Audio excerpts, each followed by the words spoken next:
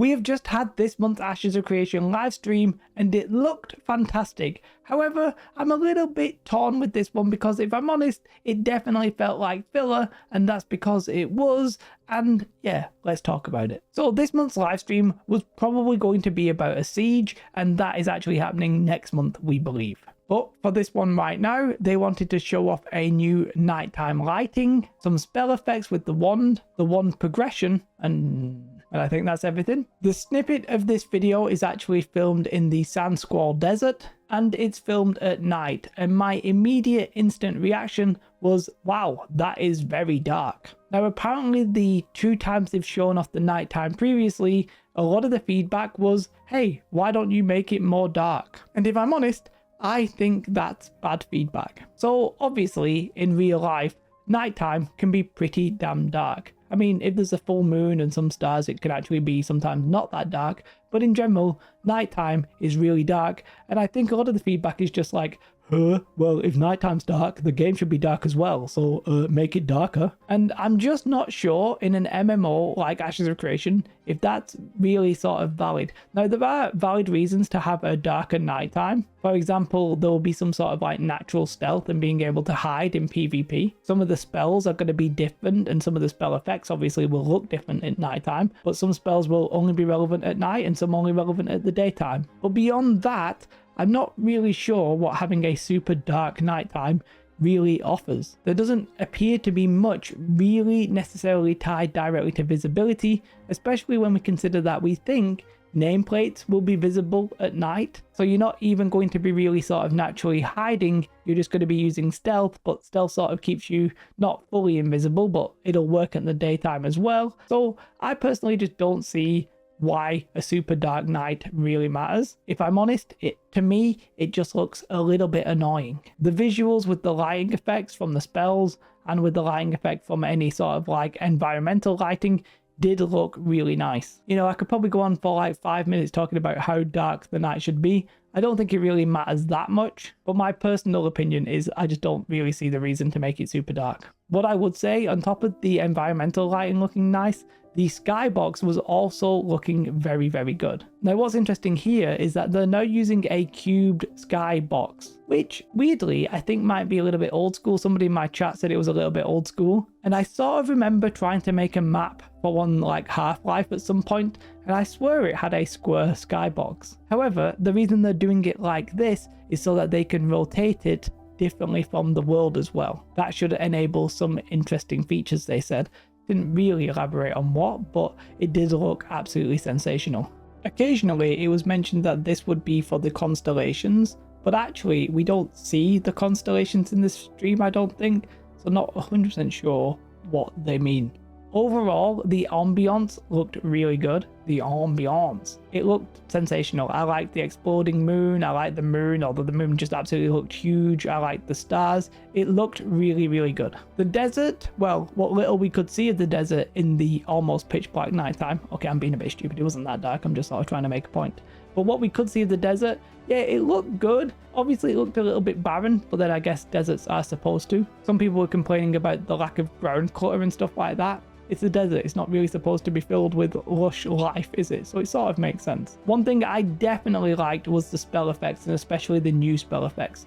The lightning ball looked great, all of the lightning attack looks fantastic, the arcane ones looked fantastic as well. Most of the fire attacks looked good. There was one where it was sort of shooting balls, which I personally didn't really like. I don't know, it didn't really give me like fire. It sort of gave me a different kind of vibe, and I don't really know how to explain it. Didn't really look like proper fire, especially in comparison to the lightning and the arcane, but I mean, I'm sort of nitpicking there. I'll try and slow down on the bit that I mean, because maybe you want to see it and maybe I'm wrong. There was another moment in this where it looked a little bit broken. When Steven was doing some lightning attacks on one of the enemies, it sort of came up with these rectangular boxes where the spell effect should have been.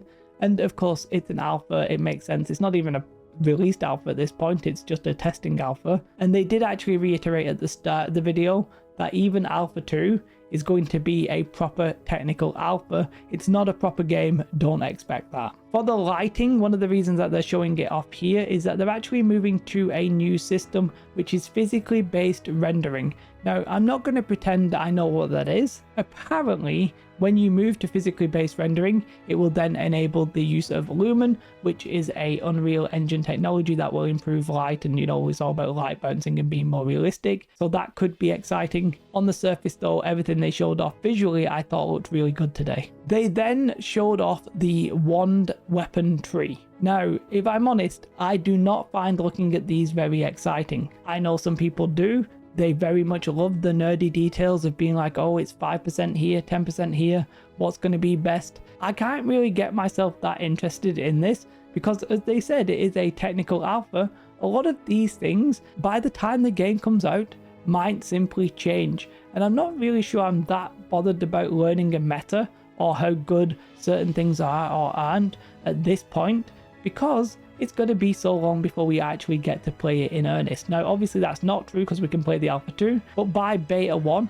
I wouldn't be surprised if a lot of that is very, very different. Now, they did speak about certain different ways to extend your combos, change the finisher, maybe go a little bit more on the beam attacks, proc rates, etc. The talent tree itself, visually, is not that interesting. It's not very engaging to look at, but obviously it's probably either a placeholder or just work in progress at the minute. But the idea of leveling up your weapons that is independent from your class and your actual general level, I think is very interesting. And it's interesting as well that they are going to let you make mistakes or not optimal choices. If you want to play a mage with a bow, they're going to let you do that. And you're going to be able to hold 2 melee weapons and 1 ranged weapon. So if you do a specific weapon attack, the idea is that you'll do that attack and then it'll just switch you back to whatever you were. Actually quite interesting. The system looks very cool. As I said, the specifics, I'm not that kind of channel. I'm not that kind of guy. Maybe when the game actually comes out.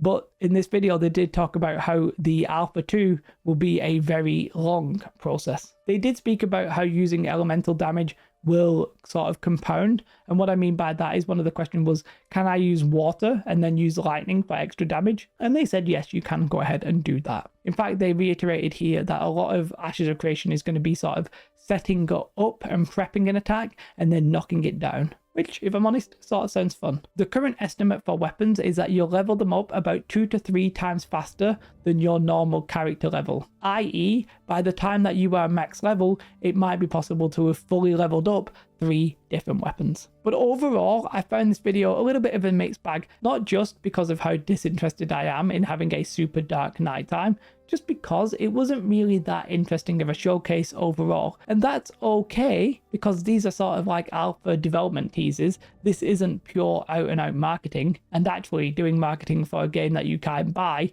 sort of doesn't make sense right now. But if I was rating this showcase, it wasn't like right up there in the very, very good ones. And that's because it was probably going to be a node siege, and that's obviously going to be very interesting, but that's not coming this month as we've just witnessed. It's actually coming next month, and I'm very excited about that one. I suspect most of the comments on this video are going to be talking about how dark nighttime should be. Personally, not that interested in the subject, but go at it. It's fine. Let's see what you've got. Pretty sure I'm going to be in the minority, but crack on. Beyond that, feel free to leave any other comments you have about, whatever you like. The best tasting jelly bean. I don't really mind. Just comment. It's good for the algorithm. What I would like to do though is give a big shout out to my Patreons. That is the best way to support the channel. And if you want to come and watch me on Twitch, I'm playing New World now until Alpha 2, don't judge me. But I will still answer questions about Alpha 2 or talk about it if you want. Come and follow me over on Twitch. It's beautiful. We'll have a great time. For now, I'll leave you. Have a beautiful day. Like and subscribe. Goodbye. Maybe I should say have a beautiful night. Whatever. Goodbye.